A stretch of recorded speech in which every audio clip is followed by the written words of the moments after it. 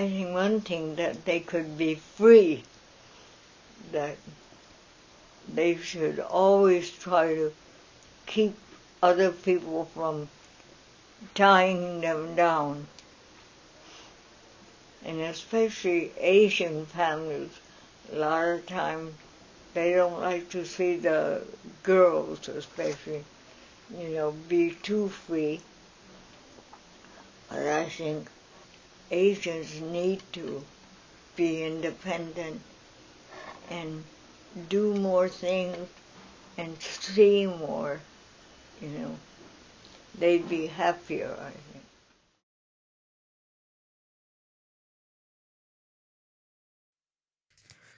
致母亲，带着爱与痛，你给了我生命，也付出了许多时间、工作和未来，作为养育我多年的代价。然后你对我松手了，我知道你经历了很多，你值得被接受和理解。你完全可以失败、生病或者哭泣。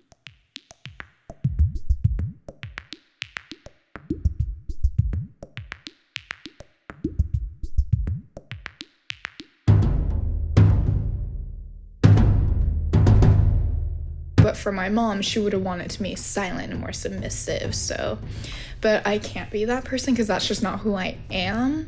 And I think that just goes with the generation difference for both of us. So I feel like if I was a perfect daughter, it would be me growing up in Indonesia and seeing her point of view completely and acting that way. But that's not how it turned out.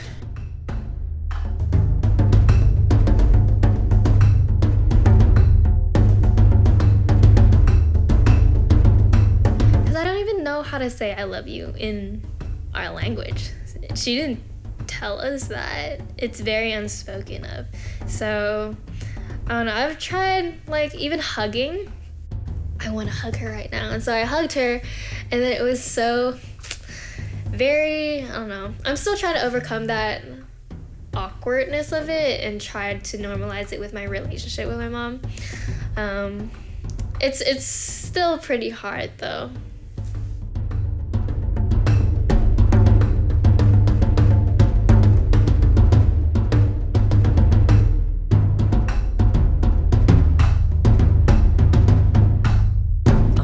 Was very kind, but there was no I love you. Yeah, it's the same. I think it's the same across Asia, honestly. There's no I love you, and there's very little affection too. So as I've gotten older, I'm trying to teach my mum how to be affectionate. So I'll say to her, put your arms around me. Now squeeze, keep squeezing. And she gets embarrassed and giggles. And I say, Amma, I love you. And she says, thanks. And I say, no, you say it back. So I'm trying to teach Amma. She never had it from her mum. Abai never said, I love you, I'm proud of you, give me a hug. So I'm trying to teach her now.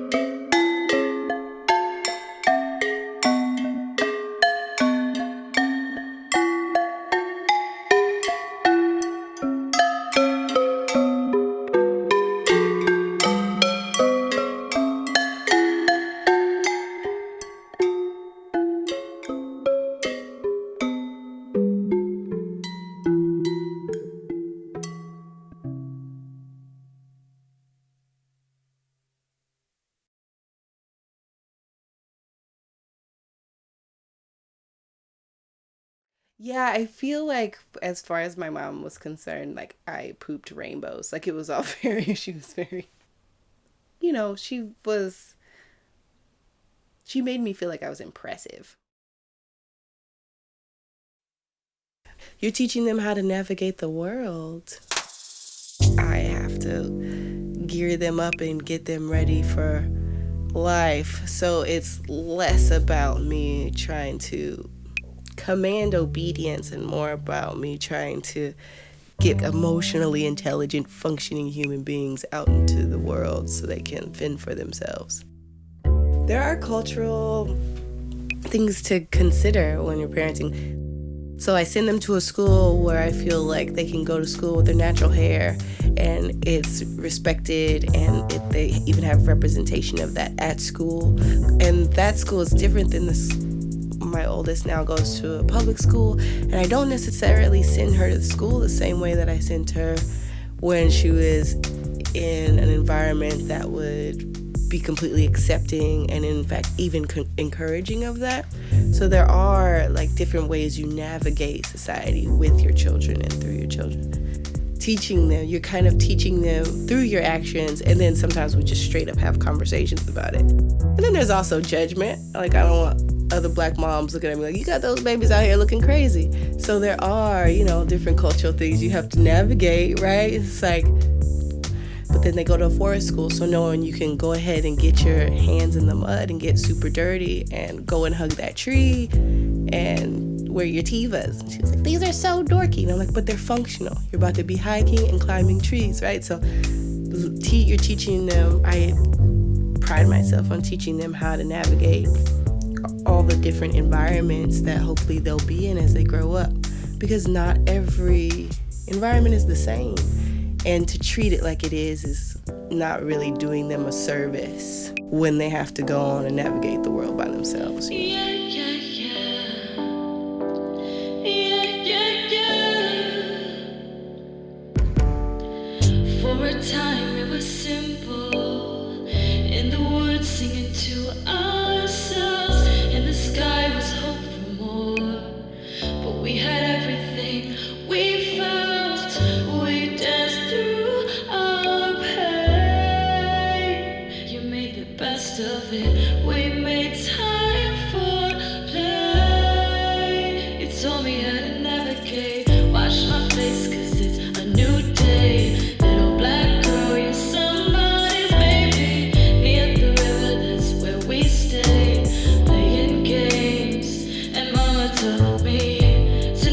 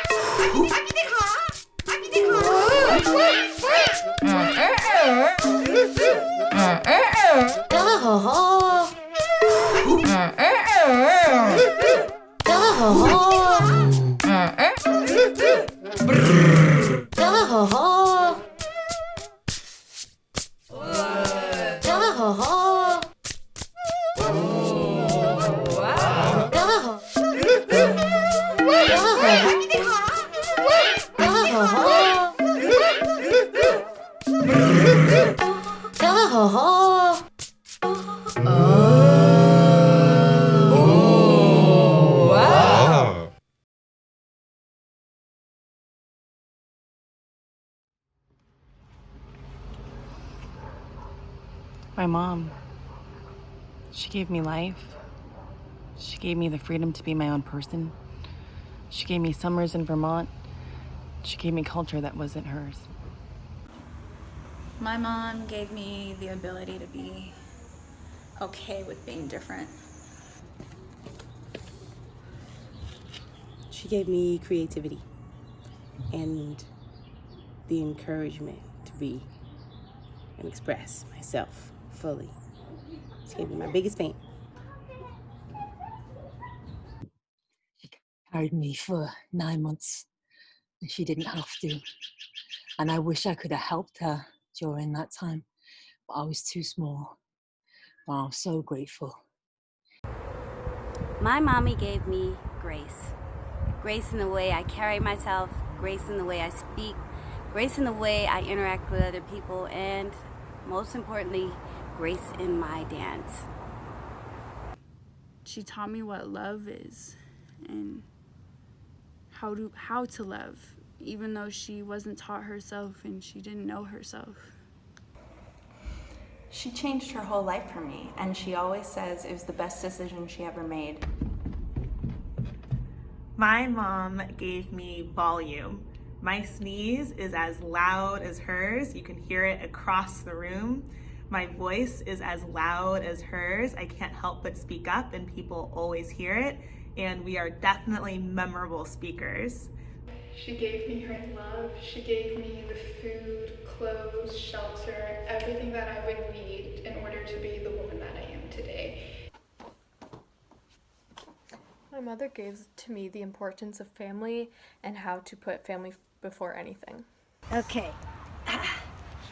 My mom gave me lots of love, lots of loyalty. She never gave up. She gave me a sense of New York style. She gave me guidance when I needed it when I asked for it, and when I didn't ask for it, but I definitely did need it. And she gave me an incredible role model to look up to aspire to be someday.